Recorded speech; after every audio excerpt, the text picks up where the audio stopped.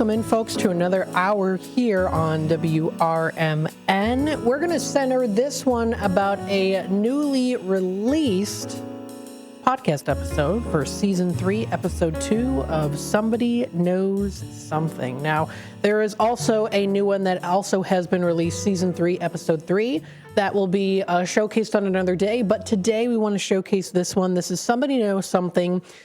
This is titled Elgin. So we have our new season, Season 3. Whyteria is Missing is the first episode that has been released. And you can find that on our playlist on our YouTube channel, youtube.com/WRMN Radio. But I wanted to come on here today and showcase the Season 3, Episode 2 of Somebody Knows Something that was released on April 6th. So it's been 2 weeks. I think it's a good time to showcase this one and be able to listen to it. Now, you can also listen to it for yourself, too. You can go on to podcasts.apple.com. You can go on to Spreaker. You can go on to TuneIn. There's a lot of different apps that you can use and programs to listen to this. But I want to hop on in and talk to you a little bit about this one. We'll head on into this one here today too. So this is for Season 3, Episode 2. In 1982, Whyteria Jones vanished from a rundown Elgin, Illinois hotel where she was living as an outpatient of the Elgin Mental Health Center. Over 40 years later, her case remains unsolved. So this is going to be the Season 3, Episode 2 of Somebody Knows Something, and we're going to hop right on into it. So here we go. This podcast is based on information sourced primarily from police and media reports, but certain names and other identifying details may have been changed or altered for privacy and security reasons. While the events and cases discussed are based on real investigations, some aspects may be simplified for time and for narrative purposes. Voice actors have been used to read from statements or documents. All information presented is intended solely to inform and raise awareness. Hosts may discuss theories regarding the cases examined in this podcast, but such discussions are not intended to and should not be considered by the listener to be legal conclusions. All persons discussed are considered innocent until proven guilty in a court of law. Listener discretion is advised. This is Chief Anna Lally. Welcome to Somebody Knows Something, a podcast from the Elgin Police Department's Cold Case Unit. In this podcast, we will shed new light on cold cases in the city of Elgin by sharing untold details and by encouraging anyone with information to come forward. You will come along with real cold case detectives as they investigate active cold cases in real time and seek justice for the victims and closure for their families. We believe that the Elgin Police Department and our community can work together to bring closure to cold cases because we know that in these cases, somebody knows something.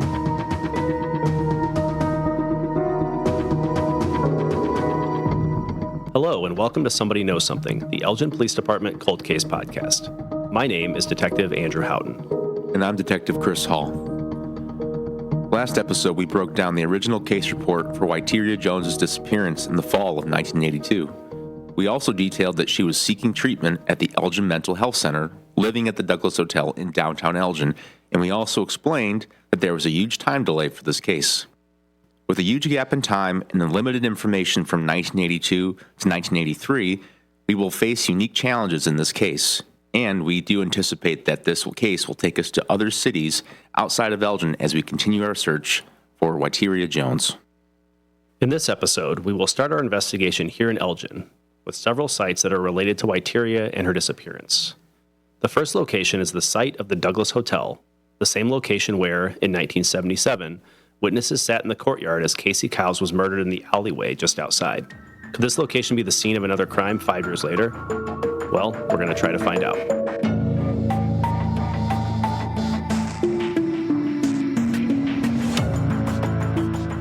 The Douglas Hotel was originally a premier private hotel called the Fox Hotel.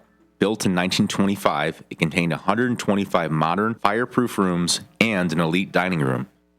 It was one of 2 downtown hotels here in Elgin, and in his 1984 book, Elgin and American History, E.C. Alft wrote that the Fox Hotel was the city's premier accommodation. In fact, the Fox Hotel predates one of Elgin's most famous buildings, the Elgin Tower Building, which was not built until 1929 and sits just 2 blocks to the southwest of the Douglas Hotel.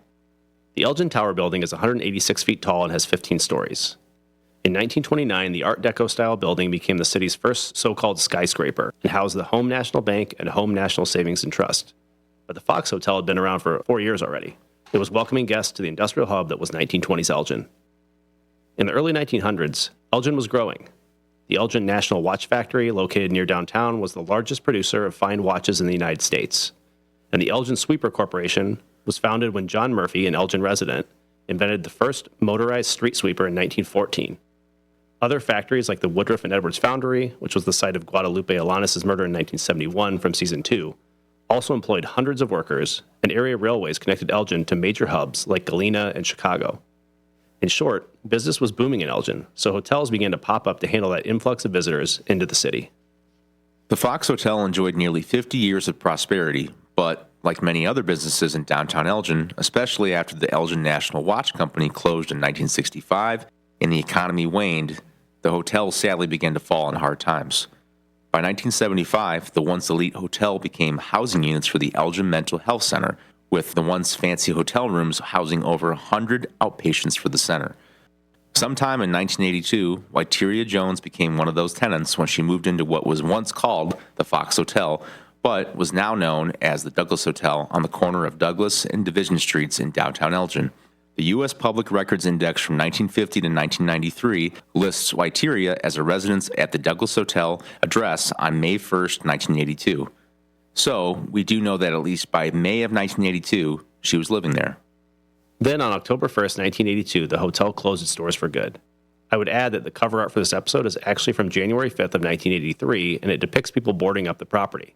An article in the Daily Courier News noted that the hotel closed in September, and at that time housed about 40 patients from the Elgin Mental Health Center. It sat vacant for a number of years until the city of Elgin purchased the property and converted it into 45 affordable housing apartments for senior citizens in 1992.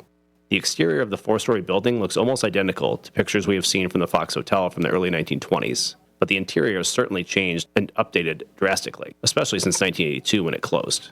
As listeners also know, the courtyard outside remains almost identical to what it looked like in crime scene sketches from 1977 when Casey Cowles was murdered there. Owners of the hotel reportedly searched the hotel just after it closed to ensure that all the tenants were out. And police also searched the property for this case, but that search came months after Witeria vanished. In March of 1983, one of Witeria's daughters was concerned that Witeria could still be in the abandoned hotel, and the Elgin police documented her call in a report. Here's the actual police report for that search. The report is edited and redacted for clarity and to protect the identity of witnesses. On March 28, 1983, Youth Officer Berg spoke with Witeria Jones' daughter by phone. She has no further information but expressed the family's concern that Witeria was laying dead and undiscovered in the abandoned Douglas Hotel building. Officer Berg advised her that he had spoken with who had inspected the building prior to it being sealed, and that he had indicated that was impossible. However, on March 28, 1983, Youth Officer Berg and Detective Gonzalez gained access to the hotel through the Bazos Cleaners entrance and thoroughly checked the building, finding nothing. Case remains active.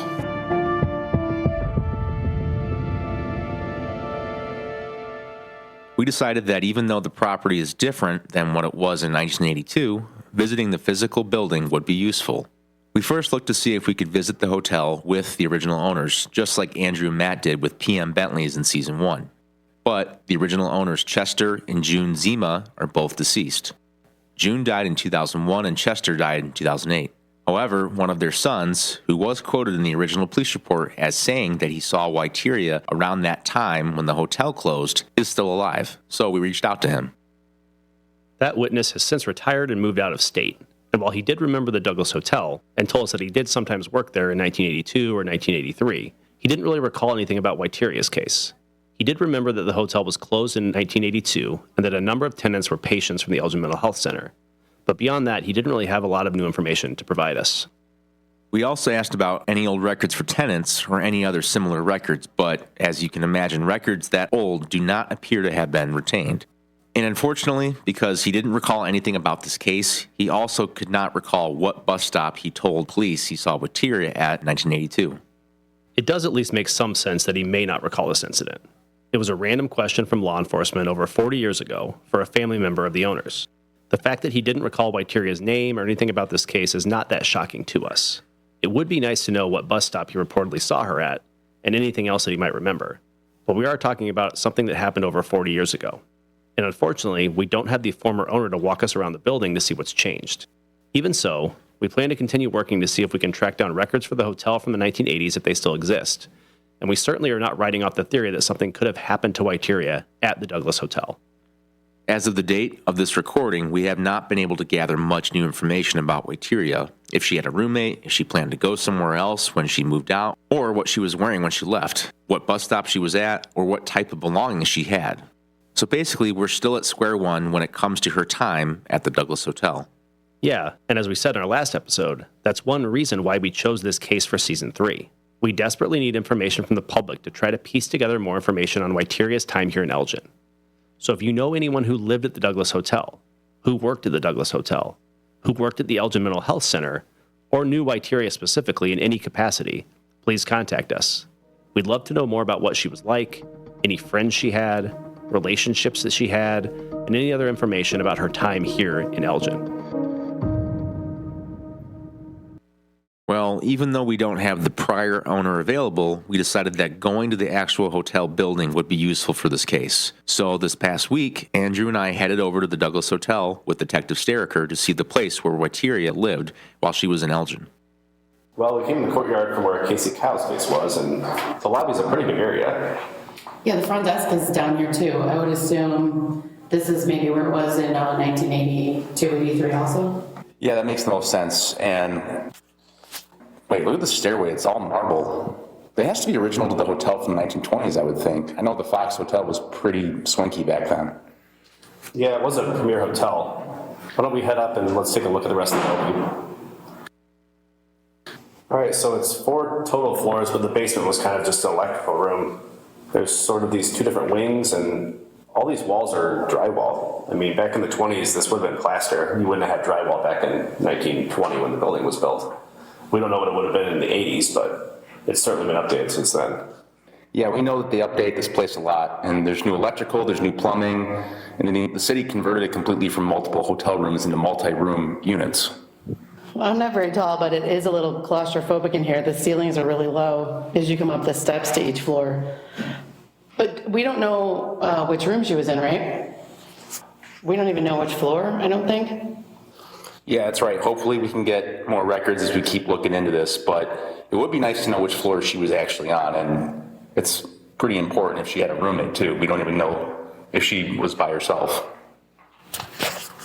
It definitely is a pretty interesting old building, though. You can see small things like the stairway that really show the age and how old this building really is.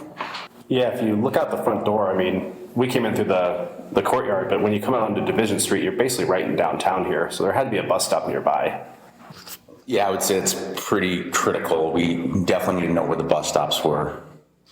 Hopefully we can find some more records on that, but at least we got to see the building a bit. I know it's different than it was back then, but I'll keep working on getting some more information about the building, but I'm glad we're able to at least come see it.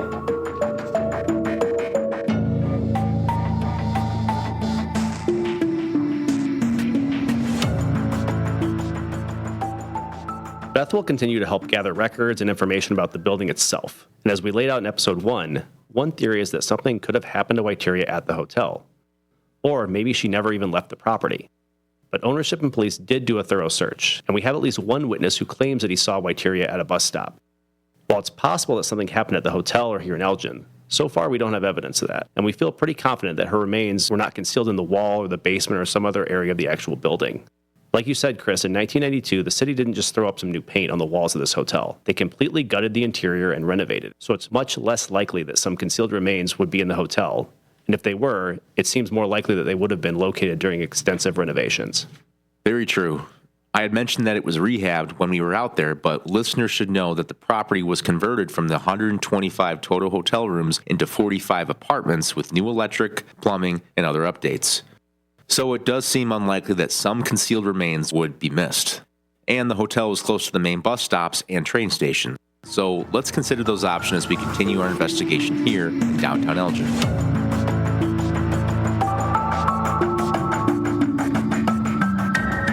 We've traveled over to the Douglas Hotel, but because a worker from the hotel told police in 1983 that he last saw Whyteria at a nearby bus stop, we started doing research on the bus stops and the bus station in town. Currently, the main bus terminal on Highland Avenue is the main bus hub for downtown Elgin. But during a recent visit to the Elgin History Museum, we learned that that bus terminal did not open until 1985. So, Whyteria clearly did not walk there.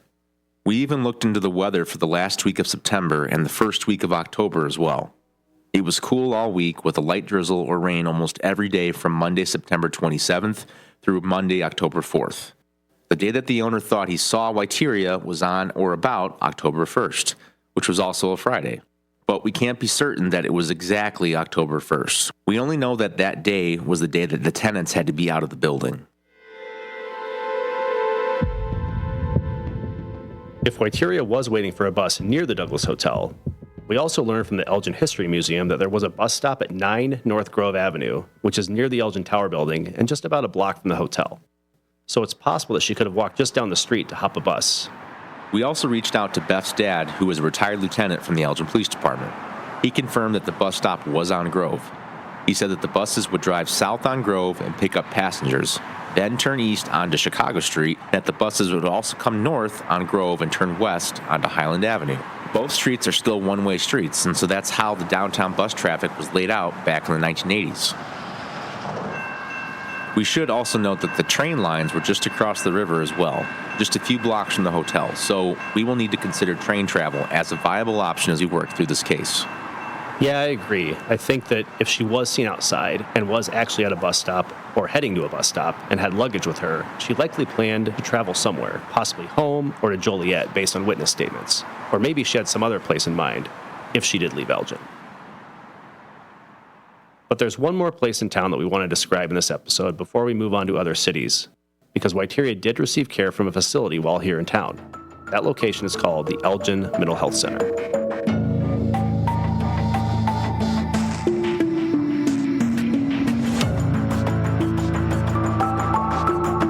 The Elgin Mental Health Center began as the Elgin State Hospital and the Northern Illinois Hospital and Asylum for the Insane.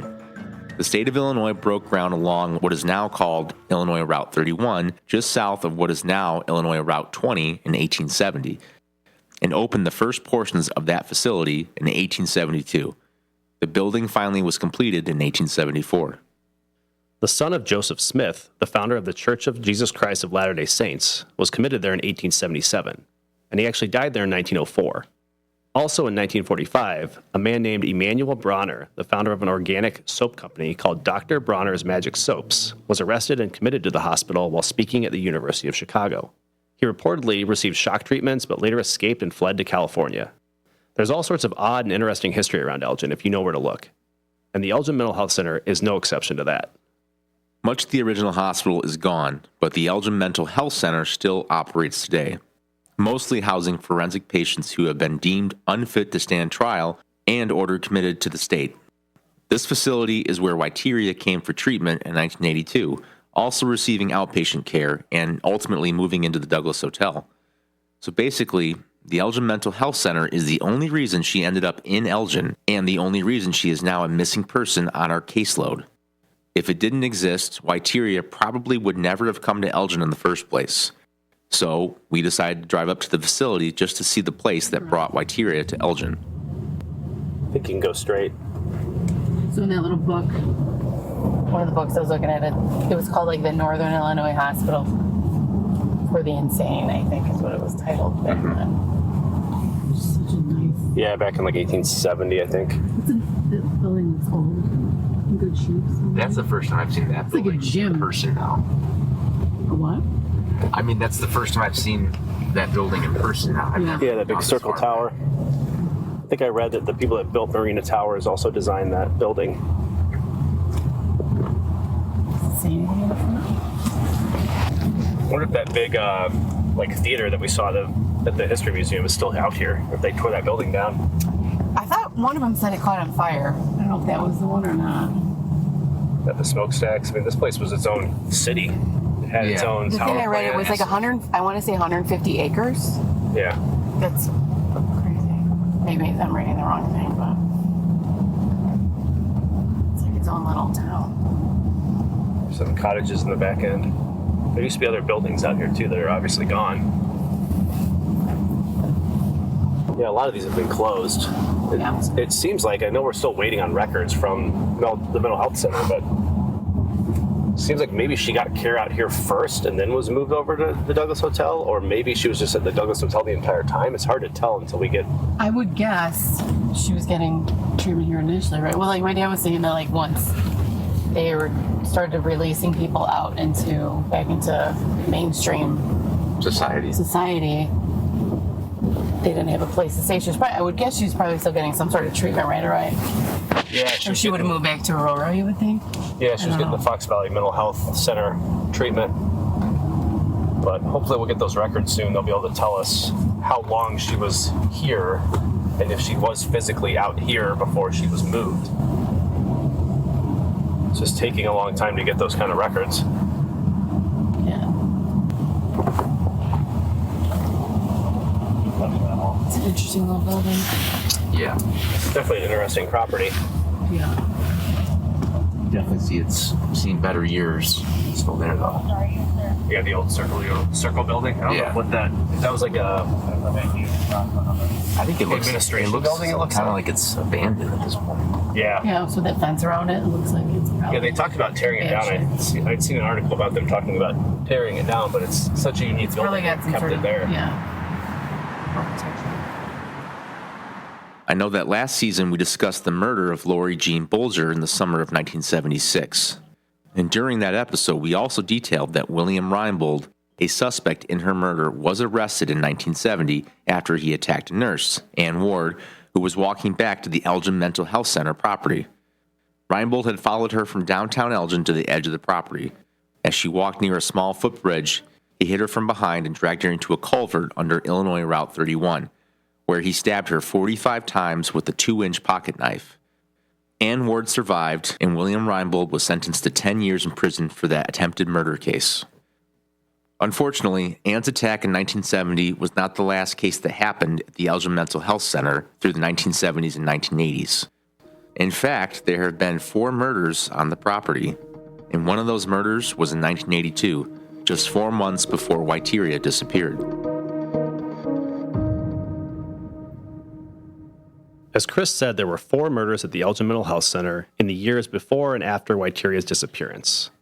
To be exact, those 4 murders occurred between 1976 and 1988. Chris and I thought we would briefly touch on each one as we remember the victims in those cases and as we continue investigating Whyteria's case. The first of the 4 murders at the Elgin Mental Health Center occurred on July 28, 1976. At 7:25 a.m., Elgin police detectives responded to the Elgin Mental Health Center for a death investigation. Coincidentally, the lead detective for that case was actually the same detective who handled Lori Bolger's case months earlier and also later worked Renee Tovar's case in 1979. His name was Detective Gary Shaver. Detective Shaver responded to the death of 58-year-old Arnie Swanson, a patient at Whitehall Cottage on the property who had been found by staff in his bed, deceased. There was fresh blood present on his pillow, and by that afternoon, the Kane County Coroner's Office had conducted an autopsy for the case. The Coroner's Office quickly determined that the cause of death was asphyxiation and that the manner of death was certainly not self-inflicted. They ruled the case a homicide. As police investigated, they determined that a witness had seen another resident running into a bathroom from the direction of the victim's bedroom. So they interviewed that man, Jerry Hester, to determine if he was involved or witnessed the homicide. Here's what the actual police report says. Approximately 45 minutes after the interview began, Hester advised that he was going to tell what really happened, but, quote, he was not Jerry. He was just a man in Jerry's body, and Jerry had done the worst wrong. He had killed a white man, end quote.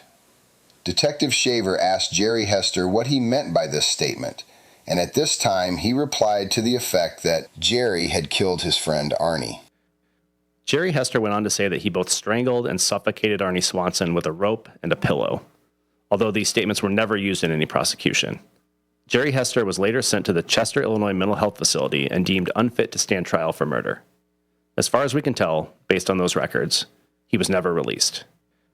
A second murder occurred at the facility on November 22, 1977, the same day as Wyteria and Wayman's wedding anniversary. That homicide occurred in a bathroom at the Elgin Mental Health Center. The victim, like Arnie Swanson, was another name we read in Season 2 when we read all the homicide victims from the 1970s, and his name was Robert Kay. The case report for that investigation documented that the offender, James D. Tedford, had attempted to push both Robert Kay's head and another patient's head into a toilet the prior day on November 21st. Staff had separated him from those victims and he had been reprimanded.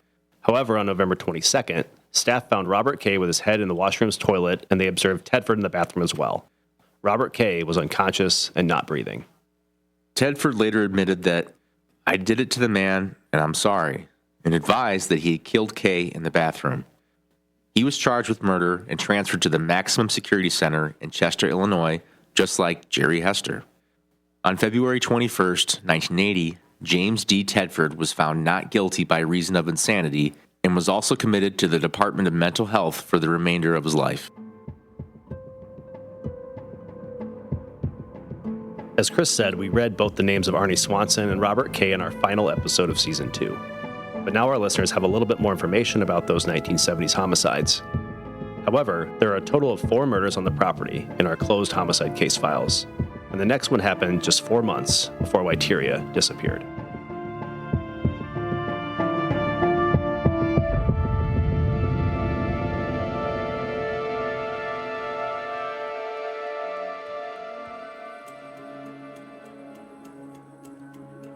At 2:13 p.m. on May 25, 1982, 54-year-old Robert Lee Anderson was in the day room at the Kilbourne Building on the Elgin Mental Health Center grounds.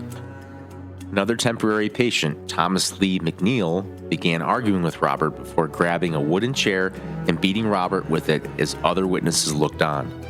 Robert then fell to the floor, had a seizure, and later died from his injuries. McNeil later admitted that earlier in the day, he and Robert had an argument and that they had gotten into a physical fight. Staff separated them and put McNeil in the timeout room. As he stewed in the room, McNeil told the police that he was saying to himself, "I'm going to try to kill him when I come out of the timeout room." And when McNeil was released, he did just that. McNeil left the timeout room, walked over to the day room, grabbed the chair, and when Robert told him, "Don't hit me with that chair," and he looked out the door, McNeil struck him hard in the back and head with the chair. McNeil later admitted that it was his intent to kill Robert, and he stated, "I attacked him with it." Thomas McNeil was charged with 3 counts of murder, but in 1983 he was found not guilty by reason of insanity. He, like the prior 2 offenders from the 1970s, was committed to the Illinois Department of Mental Health for the remainder of his life.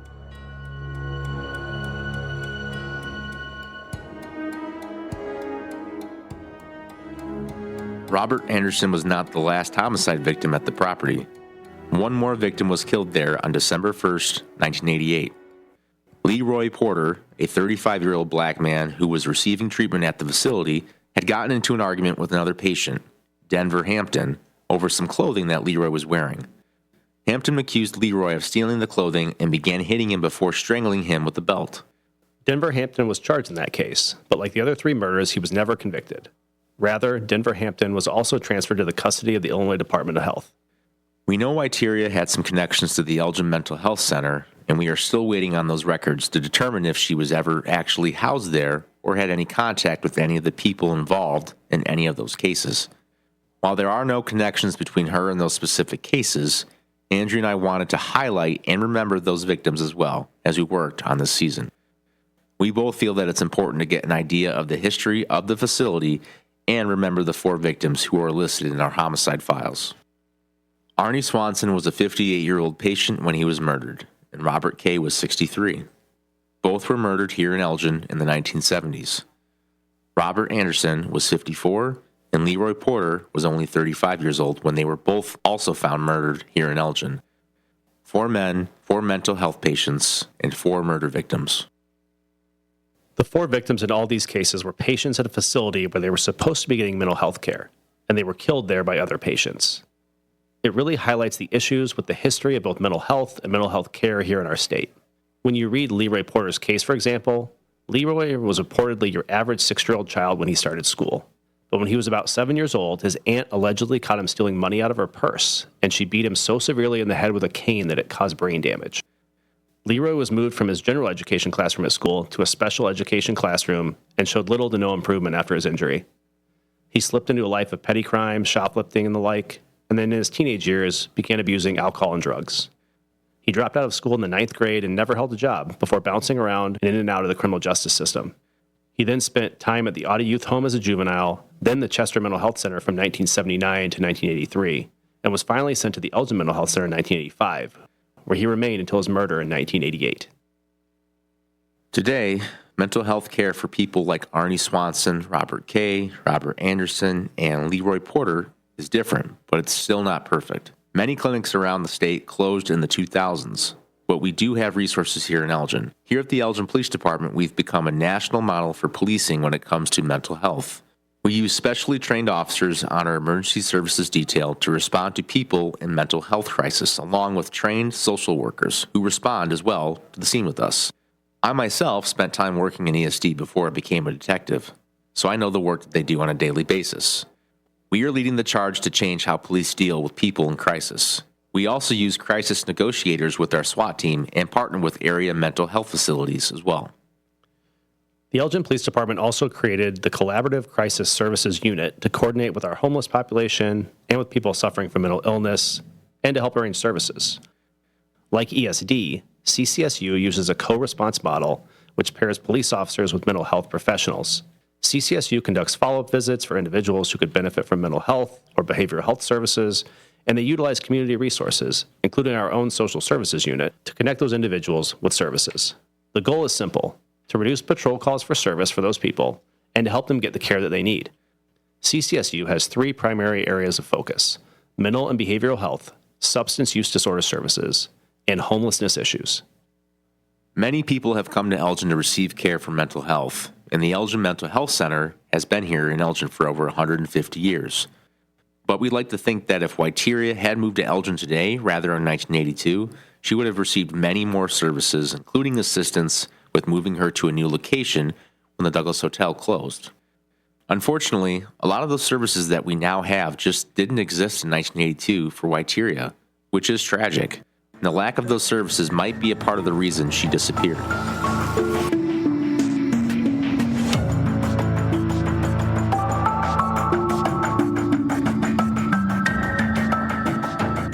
Well, we've taken our listeners back to the Douglas Hotel. We've walked around downtown Elgin where Whyteria likely would have walked if she had gone to a bus stop. We've identified a potential bus stop, and we've taken a trip up to the Elgin Mental Health Center, which provided her services. We've tried to cover the grounds that Whyteria covered in her brief time here in Elgin. And while it's possible that something happened here in Elgin, it's also possible that she did leave town. I know our second theory that we laid out in our first episode was that something happened here in Elgin. So far, we haven't found any evidence of that, but we will continue looking at that as an option. Yes, we will. And as we wrap up this episode, we also wanted to address Whyteria's mental health and briefly discuss theory number 1, and that is that she simply left voluntarily or harmed herself. As we said in episode 1, her sole source of income was her state benefits, and it doesn't seem likely that she would have left without reaching out to her children. So, could she have harmed herself in some way? It certainly is possible, but it's hard to really say that very confidently. Yeah, it's definitely a possibility. And like you said, we can't say it for certain. Part of the problem is we don't know what Whyteria's exact mental health concerns were in 1982. Beth is helping us still try to get some of those records from the state of Illinois, and we're attempting to speak with counselors and people that knew her in 1982. But so far, we're still waiting on those records, and we're still searching for more people to interview that would have known her during her time here in Elgin. It is difficult to get access to mental health records, and we are currently going through that process. But HIPAA is something that we have to contend with when it comes to records such as that. We are still in that process trying to get access to records for her benefits and the services that she was getting. But it is taking time, and tracking down some of the people who worked with her specifically would be extremely helpful. Yeah, for sure. And even now, there's exceptions to HIPAA. One of those major exceptions would allow mental health professionals to release information about a person if they felt that the person was a threat to themselves or to others. For example, if the person is suicidal or homicidal, police can be notified about that information. I have to say, in Waiteria's case, her counselor that spoke to police did not mention anything about her being suicidal or homicidal. So we feel that that information would have likely been provided to police if she had mental health concerns that were that drastic. Plus, she was apparently outpatient, not inpatient, at the mental health center. If she had made suicidal threats or was somehow a threat to herself in that capacity, it's likely that the service provider would have taken steps to protect her and put her in the Elgin Mental Health Center as opposed to being out. And it's likely that that information also would have been told to police. But again, we can't say for sure until we have the records. Yes, I would agree. If Waiteria was suicidal, it should be included in the information that we have in the original reports.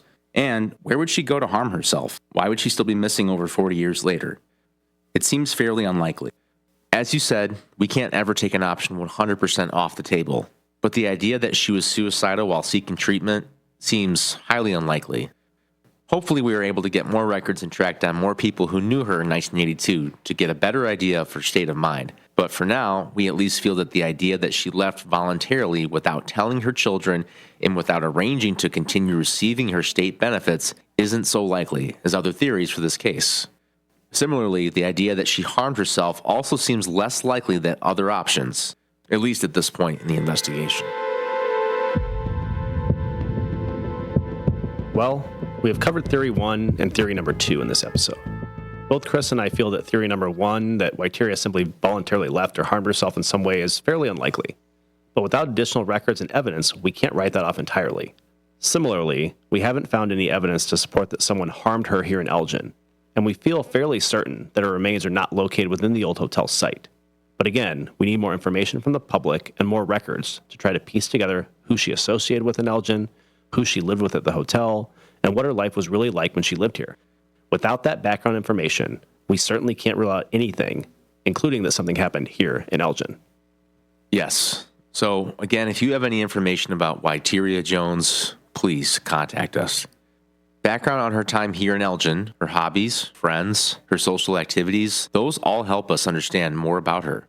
And they could potentially help us identify new witnesses to interview and new places to investigate. If you wish to remain anonymous, we can work with that, but we really do need people to help us in this public space. No tip is too small. This episode, we explored options for Waiteria here in Elgin. And while we will continue to gather records and information about her time here, it is still possible that something happened to Waiteria in Elgin.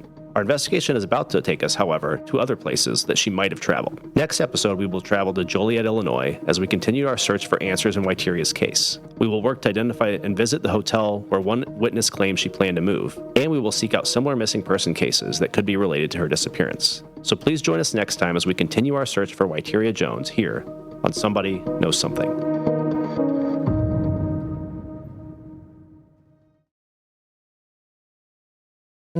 Thank you, everybody, for tuning in today to Somebody Knows Something. That was episode 2. So season 3, episode 2, Elgin is what the title is. So thank you to everyone, of course, for tuning in. Thank you to the Elgin Police Department and the Cold Case Unit for putting this together.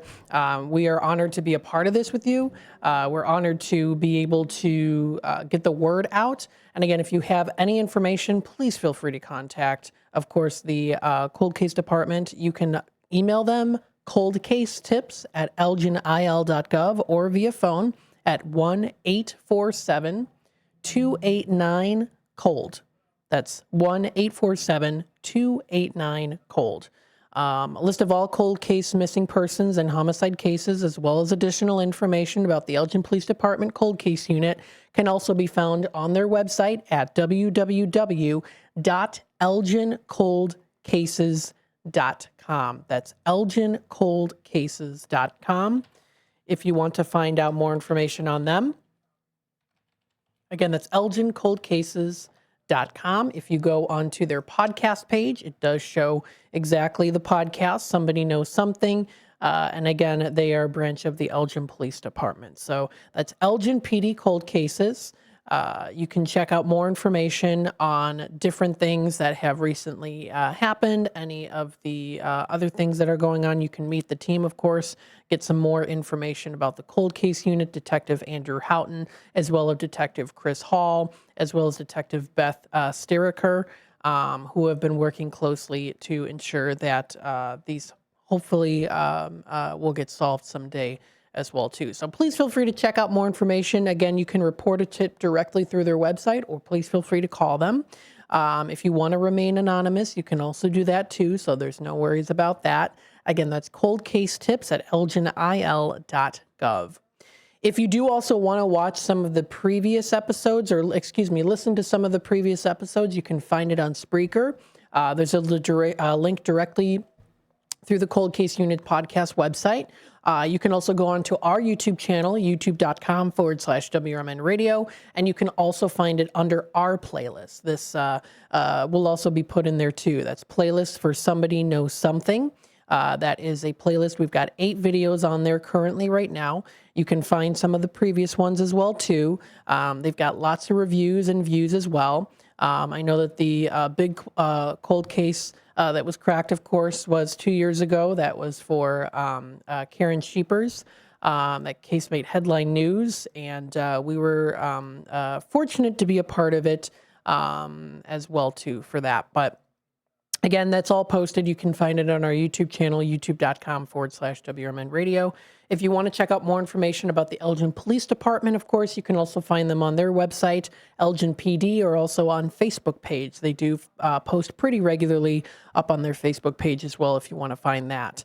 And then every Friday here on WRMN live in studio, you can also listen to Fridays with the Finest with Chief Anna Lally and some of her guests as well.